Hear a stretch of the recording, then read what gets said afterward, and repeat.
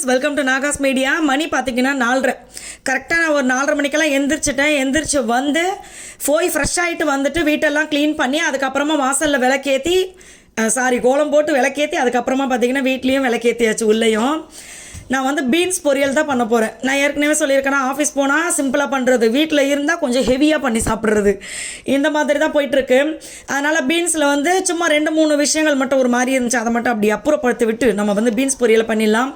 இன்னொரு சைடு உல வச்சுட்டேன், இந்த சைடு பீன்ஸ் பொரியல். நான் பார்த்தீங்கன்னா மோர் குழம்பு, வெண்டைக்காய் போட்டு மோர் குழம்பு தான் பண்ண போகிறேன். அதனால் அதை அப்படியே எடுத்து வச்சுக்கலாம், இது போதும் அப்படின்னு சொல்லி ரெடி பண்ணியாச்சு. அங்கே போனால் ஏதாவது சாப்பிடணும் போல இருந்தால் சிப்ஸு ஏதாவது வாங்கி வச்சுக்குவாங்க. ஆனால் மேக்ஸிமம் நம்மளுக்கு வந்து கடை கிட்ட இல்லைல்ல, அதனால் நான் கொண்டு போகிறதா தான் சாப்பிட்டாகணும். அது அவங்க தலையெழுத்து. எங்கள் மாமியார் சில நேரம் பார்த்தீங்கன்னா வீட்டிலேருந்து எதனா கொண்டு வந்துடுவாங்க, அவங்க நிறைய காரம் சாப்பிட்றதுனால. ஸோ பொரியலும் பண்ணியாச்சு. இதில் வந்து இந்த தேங்காய், பூண்டு, ஒரு பச்சை மிளகா, கொஞ்சம் சீரகம், கருவேப்பிலை எல்லாத்தையுமே அரைச்சி போட்டேன். செம்ம டேஸ்ட்டாக இருந்துச்சு. சத்து மாவும் காய்ச்சியாச்சு. காலையில் எப்போவுமே பார்த்தீங்கன்னா சத்து மாவு, ஒரு பழம், ஒரு பயிர், இப்படி தான் போய்கிட்டு இருக்கு. அதனால் மகிக்கு அந்த மாதிரியே நான் கொடுத்துருது. தம்பி பாப்பாவுக்கு அப்படி தான். அது இப்போ பார்த்தீங்கன்னா நம்மளுடைய நாகாஸ் ஒன்லி நேச்சுரல் ஆஃபர் போயிட்டுருக்கு. இன்னும் 2 நாள் தான் இருக்குது ஆஃபர். ஸோ மறக்காதீங்க, ஓகேங்களா? புக்கிங் பண்ணுறவங்களாம் பண்ணிடுங்க. ஆமாம், அடுத்த சாப்பாடு வடிச்சாச்சு. எல்லாத்தையும் எடுத்துகிட்டு போய் ஆஃபீஸில் வச்சுட்டு ஃபஸ்ட்டு எங்களுக்கு பௌர்ணமி அன்னைக்கு ஒரு முக்கியமான வேலை அப்படின்னா எங்கள் ஐயனாரப்பா கோயில் போகிறது. பௌர்ணமிக்கு கோயிலுக்கு போயிடுறது அது ரொம்ப ஹாப்பியாக இருக்குது எங்களுக்கு. ஏன்னா நம்ம அதே மாதிரி பார்த்தீங்கன்னா ஒரு சிலர் நினைக்கலாம், அவன் மாதம் கோயில் போயிட்டு அந்த மாதம் ஃபுல்லுமே நம்மளுக்கு பணம் வந்து கொட்டும். அப்படிலாம் கிடையாது. நம்மளுக்கு ஏதோ ஒரு நிம்மதி இருக்கும். இன்னொன்று வந்து ஏதாவது பிரச்சனைகள் இருந்துச்சுனாலும் அதை அந்த கடவுள் சரி பண்ணுவார் அப்படின்ற ஒரு நம்பிக்கை வச்சாவே அது நடந்துருது இல்லை. அதனால் அந்த நம்பிக்கையோடு தான் நாங்கள் போயிட்டு வர்றது. நாங்கள் போகும்போது எப்போவுமே அங்கே சாமி இருப்பாங்க. ஆனால் இன்றைக்கி வந்து அவர் சீக்கிரம் வந்துட்டு கிளம்பிட்டார் போல இருக்குது. அதனால் நாங்களே போய் சாமியெல்லாம் கும்பிட்டுட்டு சாய்தேவு அந்த பக்கம் போகிறான் வர்றான். எங்கள் மாமியார் போய் கூப்பிட்டு வராங்க. எதுக்கு இவன் அந்த பக்கம் போகிறான்னு அந்த சின்ன ஓட்டை இருந்துச்சு, அதை எட்டி பார்த்தா உள்ளே விளக்கும் சாமியும் இருக்காங்க. அதனால் இவனை கொஞ்சம் பார்த்து பத்திரமா தான் வச்சுக்கணும் அப்படின்னு கூட்டிகிட்டு வந்தாச்சு. நாங்கள் வந்து கரெக்டாக மாதம் வந்துடுறது. பௌர்ணமி அன்னைக்கு பார்த்தீங்கன்னா இங்கே குலதெய்வம் கோயிலுக்கு வந்துடுவோம். ஃபஸ்ட்டெல்லாம் பார்த்தீங்கன்னா மறந்து போயிடும், பௌர்ணமியே மறந்து போயிடும் எனக்கு. ஆனால் வந்தே ஆகணும். இனிமேல் கண்டிப்பாக பௌர்ணமிக்கு நமக்கு ஐயனாரப்பா கோயிலுக்கு வந்துடணும் அப்படின்னு முடிவு பண்ணதுக்கப்புறம் பார்த்தீங்கன்னா இப்போ அடுத்த மாதம் பௌர்ணமி வந்து இப்போயே போய் பார்த்துட்டு இந்த டேட் அப்படியே மனசில் வச்சுக்கிறது. கரெக்டாக அந்த நேரத்தில் ஞாபகம் வந்து இங்கே கோயிலுக்கு வந்துடுறோம். எப்போவுமே பௌர்ணமி அப்போ கரெக்டாக வந்து இங்கே சாமி இருப்பாங்க, பூஜை பண்ணுறவங்க இருப்பாங்க. இன்றைக்கி வந்து அவங்க செஞ்சுட்டு கிளம்பிட்டாங்க, மழைன்றதுனால அவங்க சீக்கிரம் முடிச்சிட்டாங்கன்னு நினைக்கிறேன்.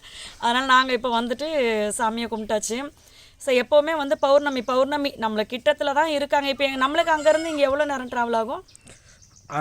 அரை மணி நேரம். இந்த மாதிரி நம்ம வந்து கரெக்டாக நம்மளால் மாதம் ஒரு நாள் போக முடியும், கிட்டத்தில் தான் இருக்காங்க, நம்ம போய் பார்க்கலாம் அப்படின்னா தயவு செய்து பௌர்ணமிக்கு போயிட்டு வாங்க. மனசுக்கு ஒரு சந்தோஷமாக இருக்கும். நம்ம யாருக்கிட்டேயும் போய் நம்மளுடைய கவலைகளை சொன்னோன்னு வச்சுக்கோங்க, கிண்டல் பண்ணுவாங்க. ஆனால் சாமிக்கிட்ட சொன்னோன்னா கிண்டல் பண்ண மாட்டாங்க, அதுக்கு ஒரு சொல்யூஷன் கிடைக்கும். அதனால தான் வந்து பௌர்ணமிக்கு நாங்கள் வந்துடுறது. அதேமாதிரி வந்துட்டு சாமியை கும்பிட்டுட்டு 108 போற்றி படிப்போம். எப்போவுமே நானும் மகியும் படிப்போம். இப்போ தான் படித்து முடித்தோம். உங்களால் முடிஞ்சால் 108 போற்றி படிங்க. அப்படி இல்லைனாட்டி அப்படியே அமைதியாக உட்காந்து குலதெய்வத்தோட பேரை சொல்லி, இப்போ ஓம் ஸ்ரீ ஐயனாரப்பா போற்றின்னு நான் சொல்லுவேன். அது மாதிரி நீங்கள் சொல்லலாம். நம்மளுக்கு ஒரு மணி அடிக்குது, சொல்லலாம், கண்டிப்பாக சொல்லலாம். அதனால் கண்டிப்பாக சாமியை கும்பிடுங்க, எல்லாருக்குமே நல்லது நடக்கும். கை கட்டணும், வாய் கட்டணும். ஐயனாரோட ஃப்ரெண்டு. ஏய், யார் அவங்க? யாருப்பா அவங்க? விபூதி இல்லையா? இருக்குமா? தாத்தா. அவங்க 2 பேரும் பாட்டி. அடுத்து பார்த்தீங்கன்னா இங்கே கோபூஜை நடந்துட்டு இருந்தது. ஆனால் கோபூஜைக்கு நான் போகல, மகி தான் போயிட்டு வந்தாங்க. முந்தா நாள் போயிட்டு வந்தேப்பா. ஆமாம், இந்த வீடியோ வந்து முந்தா நாள் எடுத்தது. அதை பார்க்கும்போதே நம்மளுக்கு ஒரு சந்தோஷமாக இருக்குது அப்படின்னு சொல்லி நான் இதுலேயும் ஆட் பண்ணி விட்டுட்டேன். இது பார்த்தீங்கன்னா நாங்கள் புதுசாக கோவில் கட்டியிருந்தாங்க. அதனால் அந்த கோவிலில் வந்து இந்த பூஜைகள்லாம் நடந்துட்டு இருந்தது. நான் வீட்டில் இருந்தேன், மகிக்கும் தெரியாது. ஆனால் போகிற வாக்கில் பார்த்தீங்கன்னா பார்த்த உடனே டக்குன்னு மகி அங்கே சாமி கும்பிட போயிட்டாங்க. ஆமாம், ஆக்சுவலாக வந்து மழை பயங்கர மழை மீன்ஸ் இப்போதைக்கு தூர்னால பெரிய மழை தான் நம்மளுக்கு, ஓகேங்களா? டெய்லி இங்கே தூரல் போட்டு மழை பெருசாக அடிக்காம அப்படியே போயிடுது. ஒரு நாள் மட்டும் தான் நல்ல மழை இருந்தது. நாங்கள் என்னென்னா சரி நம்ம ஆஃபீஸ் போவோம்னு சொல்லி கிளம்பி அபி பாப்பாலாம் வீட்டில் இருங்கப்பா நான் ஆஃபீஸ் போயிட்டு வரேன்னு சொல்லி அவசரமாக கிளம்பி போனேன். போகிற வழியில் பார்த்தீங்கன்னா திடீர்னு சார் நின்றுட்டு இருந்தார். என்ன இங்கே இருக்காங்க கோயில் கட்டிக்கிட்டு இருந்தாங்களா அதுக்குள்ளே முடிஞ்சிச்சான்னு சொல்லி யோசிச்சேன். ஏன்னா அவங்க கட் அவுட் வச்சுருந்துருக்காங்க ரோட்டில் கோயில் கும்பாபிஷேகம் சொல்லி நான் அதை கவனிக்கல. பார்த்தா சார் நிற்கிறாரு. இங்கே பூஜை நடந்துட்டு இருந்தது. சாமி அங்கே பாருங்கள் அங்கே இருக்காங்களா. ஸோ கும்பாபிஷேகம் பண்ணிட்டு இருந்தாங்க. ஆக்சுவலாக வந்து டைமிங் என்ன சொன்னாங்க 9 to 10 சொன்னார் எனக்கு கும்பாபிஷேகம் டைம். ஸோ இயர்லி மார்னிங் வந்து அந்த மற்ற பூஜைகள் பூஜைகள் ஃபேமிலியாக அவங்க சொந்த கோவிலில் ஸோ அவங்க ஃபேமிலியாக வந்து சாமிக்கு செய்ய வேண்டிய விஷயங்கள்லாம் பண்ணிகிட்டு இருந்தாங்க. ரொம்ப நல்லா இருந்துச்சு. சரி நல்ல பூஜை ரொம்ப ப்ராப்பராக பண்ணுறாங்க அதை. சரி இதை எடுத்து நம்ம வீடியோவை போட்டால் இன்னும் நல்லா இருக்குன்னு சொல்லி தான் நம்ம வந்து இதை எடுத்தது. ஆமாம், இப்போ இந்த நேரத்தில் ஒரு முக்கியமான விஷயமும் சொல்கிறேன். கோபூஜைன்னு சொல்லவே எனக்கு அந்த நினப்பு வந்தது. நீங்கள் வந்து வீட்டில் பூஜை பண்ணிங்கன்னா உண்மையாகவே வந்து ஏதோ ஒரு சேஞ்சஸ்லாம் நம்மளுக்கு நடக்கும். இப்போ நிறைய பேர் நம்ம நினச்சிட்டு இருக்கோம் பூஜைனா வந்து போய் நேராக வந்து கோமாதாவை கிட்ட வச்சு அவங்கக்கிட்ட தான் நம்ம கும்பிடணும் அப்படின்னு சொல்லிட்டு அந்த மாதிரி வந்து வாய்ப்பு இல்லாதவங்கெல்லாம் வந்து வீட்டில் தாராளமாக கோமாதா சிலை வச்சு கும்பிடலாம். ஏன்னா கோமாதா சிலை வச்சு நம்ம கும்பிட்டோன்னா பால் அபிஷேகம் இதெல்லாம் பண்ணுறதுக்கு சரியாக இருக்கும். என்னால் வந்து கோமாதா சிலை கூட இப்போதைக்கு வாங்க முடியாது அப்படின்னு இருக்கிறவங்க மட்டும் படமாவது சின்ன ஒரு ஃபோட்டோவாவது நீங்கள் வச்சு கும்பிடுங்க. ஏன்னா நான் வந்து கோமாதா பூஜை கண்டினியூவாக பண்ணிக்கிட்டு இருந்தேன். அது நான் நிறைய வீடியோஸில் காமிச்சிருக்கேன். அப்படியே வாரம் வெள்ளிக்கிழமை காலையில் பிரம்ம முகூர்த்த நேரத்துலேயே நாங்கள் பூஜை பண்ணி முடிச்சுருவோம். எனக்கு என்னவோ பெரிய சந்தோஷமாக இருக்கும். ஃபஸ்ட்டு காலையில் எழுந்திரிச்சு பூஜை பண்ணுற பழக்கம் இருக்கிறவங்களுக்கே சந்தோஷமாக தான் இருக்கும். பெரிய ஏதாவது ஒரு டென்ஷன் இருந்துச்சுனாலுமே அது வந்து மறைஞ்சு போயிட்டு மறுநாள் காலையில் விளக்கேற்றணுன்னு திருப்பி அந்த டே வந்து ஃப்ரெஷ்ஷாக ஸ்டார்ட் ஆகிடும். ஸோ அந்த மாதிரி தான் இருக்கும். அதனால் வந்து இந்த குலதெய்வம் கோயிலுக்கு மாதம் போகிறது முடிஞ்சால் மாதம் இல்லைன்னா 6 மாதத்துக்கு ஒரு வாட்டி வருஷத்துக்கு ஒரு வாட்டி போவாங்க மறக்காமல். அடுத்து வந்து கோமாதா பூஜை பண்ணுறது இந்த மாதிரி விஷயங்கள் எல்லாம் கூட பண்ண முடியலை உங்களால் அப்படின்னா காலையில் எழுந்திரிச்சு 6 மணிக்கு முன்னாடி ஒரு 4:30 to 6 4:30 to 5:30 வச்சுக்கோங்க. அதில் விளக்கேற்றி சாமியை கும்பிட்டுருங்க. உண்மையாகவே இந்த மாதிரி விஷயத்த நான் சொல்லி நிறைய ஃப்ரெண்ட்ஸ் ஃபாலோ பண்ணி ஏதோ ஒன்று என் மனசு சந்தோஷமாக இருக்குது ஆனால் காரணம்லாம் தெரியலை அப்படின்னு சொன்னவங்களும் இருக்காங்க. அதே மாதிரி ஒரு சிஸ்டர் வந்து அவங்களுடைய ஹஸ்பண்ட் வந்து நிறைய குடிக்கிறாங்க.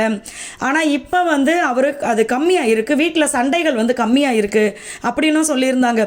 இதெல்லாம் வந்து நான் ஏன் அடிக்கடி சொல்கிறது அப்படின்னா நம்ம சும்மா ஏதோ ஒரு வீடியோவை போட்டுட்டு போயிடக்கூடாது அப்படின்னு நினைப்பேன். ஏதாவது ஒன்று ஆரம்பத்துலேருந்தே நான் சொல்லுவேன், ஏதாவது ஒரு சின்ன விஷயமாவது யூஸ்ஃபுல்லான ஒரு விஷயம் இருக்கணும்.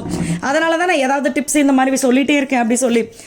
அந்த மாதிரி டிப்ஸை விட இந்த மாதிரி விஷயங்கள் நான் பேசும்போது இது நிறைய பேருடைய லைஃபையே மாற்றுது அப்படிங்கும் போது அது எவ்வளோ பெரிய சந்தோஷமாக இருக்கும்.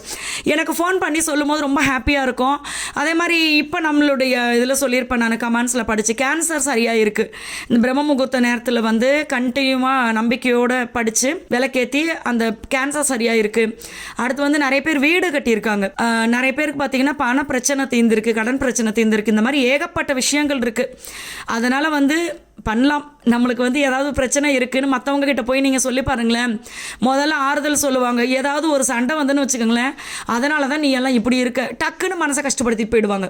அதனால் வந்து மனிதர்கள்கிட்ட சொல்லி நம்ம புலம்புறதை விட உங்களுக்கு எது மேலே நம்பிக்கை இருக்கோ, ஒரு மரத்து மேலே நம்பிக்கை இருந்தால் கூட நீங்கள் அந்த மரத்துக்கிட்ட சொல்லி புலம்பலாம். உண்மையாகவே சொல்கிறேன்.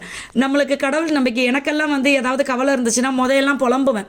இப்போல்லாம் வீட்டில் யாருமே எல்லாம் வெளியில் போயிட்டாங்கன்னு வச்சுக்கோங்களேன், சாமி கிட்ட நின்று ஸ்ட்ரைட்டாக பேசிடுறது. நின்று உங்களுக்கு நான் என்ன குறை வச்சேன், உங்களுக்கு நான் ஏதாவது பிரச்சனை கொடுத்தேன், நான் பாட்டுக்கு செவனேன்னு தானே இருக்கேன். தூங்கும்போது உங்களை பார்த்துட்டு தூங்குறேன், எந்திரிச்சா உங்களை பார்த்துட்டு தான் நாளை ஆரம்பிக்கிறேன். எனக்கு போய் ஏன் இப்படி மன உளைச்சலை கொடுக்குறீங்க அப்படின்னு உரிமையோட 4 கேள்வியை கேட்டுட்டு கற்பனையும் பண்ணிடுறது. கவலைப்படாதப்பா, எல்லா பிரச்சனையும் சரியாயிடும் அப்படின்னு நானே ஒரு கற்பனை பண்ணிப்பேன். அவர் சொல்கிற மாதிரி கற்பனையை பண்ண உடனே பார்த்தீங்கன்னா அப்படியே சரியாயிடும். அப்புறம் வேறு எதனா பிரச்சனை எதுனா உட்காந்து மெடிடேஷன் பண்ணுவேன். என்னுடைய பிரச்சனைகள் எல்லாம் சரியாகி நம்மளுடைய தேவைகள் எல்லாமே நம்மளுக்கு கிடைச்ச மாதிரி ஒரு கற்பனை பண்ணுவேன். அதெல்லாம் பண்ணும்போது பார்த்தீங்கன்னா நிஜமாவே நடந்துருச்சுடா, நம்ம வாழ்க்கையில் சக்ஸஸ்டா அப்படின்னு ஒரு சந்தோஷம் வரும். ஸோ நீங்களும் இந்த மாதிரிலாம் ட்ரை பண்ணி பாருங்கள். இந்த நம்மளுடைய நாகாஸ் ஒன்லி நேச்சுரல் ஆஃபர் மிஸ் பண்ணிடாதீங்க. தேங்க்யூ.